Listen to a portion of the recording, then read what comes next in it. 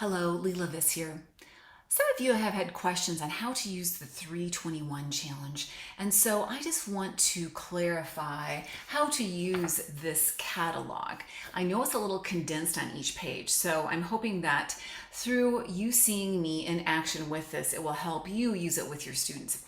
So first of all, I don't even show this to my students right away. I want them to know this pattern very well, and I call it the heart and soul pattern, and most of them have heard that before.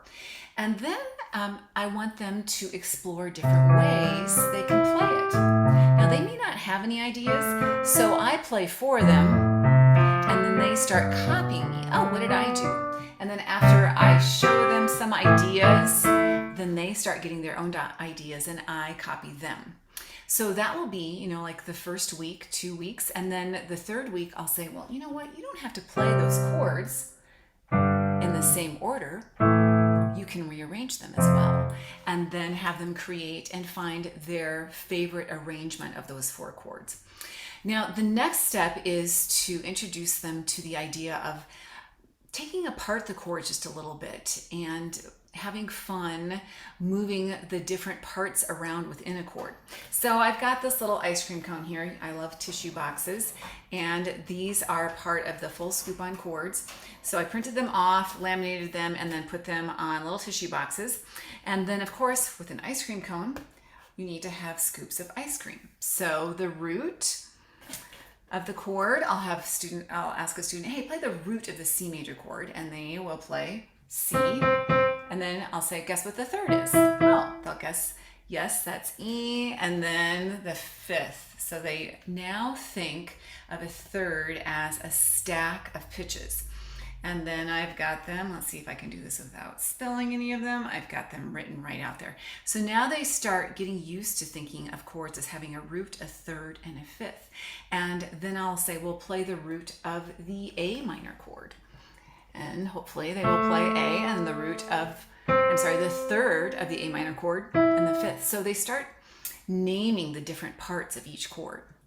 And that's when they are ready to start playing around with the 321 challenge. So I'm going to share my screen so that you can see what I do with that. So I've got it open right here.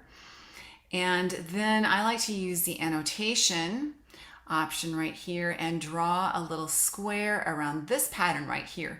I'm not really paying attention to anything else except that pattern. And I'll say, can you play that pattern for me? And they'll have to read it. And then I'll say, well, what parts of the chord do you use? Well, you used the root, the fifth, the root, and the third. Ooh, now can you play that same pattern and let's move it to A? And it'll take them a little bit to do that, and then they'll start, oh yeah, now I'll move it to F. Do that a couple of times just so that they get used to that. And then I will highlight the next box and I say, okay, so what was added here?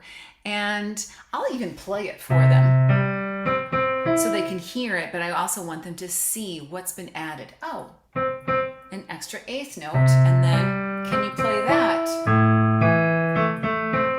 And continue on. And then once they've mastered that, then I add the next little box right there. Now can you play that? Ooh, but first, what changed? What was changed? Oh, that C was turned into an E. Now this is an important thing because what happens is you don't start on the root of the chord, you start on the third. And that's an important thing for them to think, uh-oh, now I gotta start on my third of my A minor chord.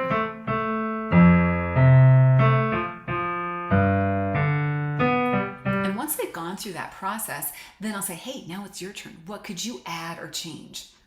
And by then, they're like, oh, well, I think I could do. And suddenly, the door has been opened for them to get creative with the 321 challenge. And now notice I was just focusing on the name or this pattern. We call it the share it pattern so they know what I'm talking about. We didn't even really talk about the key. And then I can point up here, hey, look, there's your numbers. 1, 6 minor, 4, and 5. Ooh, there's another combination.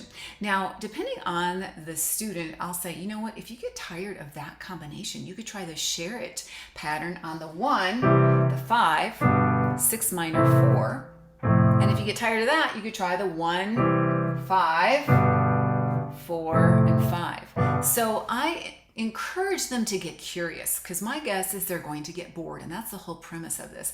When you play a pattern over and over, you get bored and you trip over something even more cool. And that's pretty much what I do with all these levels in the 3 to 21 challenge. Now, if I am in person with a student, I'll do the same process, but then what I'll do is I'll use little Post-its like this so that their eyes are only, I call these blinders, are only looking at what I want them to look at.